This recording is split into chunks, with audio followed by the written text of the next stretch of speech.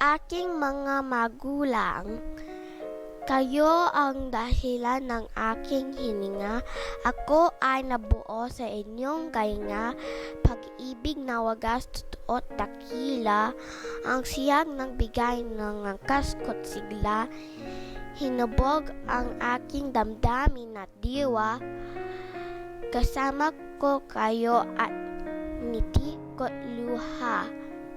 Sa aking pagtulog sa gabing madilim, nagbabantay kayo hanggang sa mahimbing, hindi hayaang lamok sa gagatin, pati na init, pilit, papawiin, at kung ako may tuluyang magising, nakaniti kayog sasalubong sa aking, hindi nangamaliit ang sakripisyo nyo.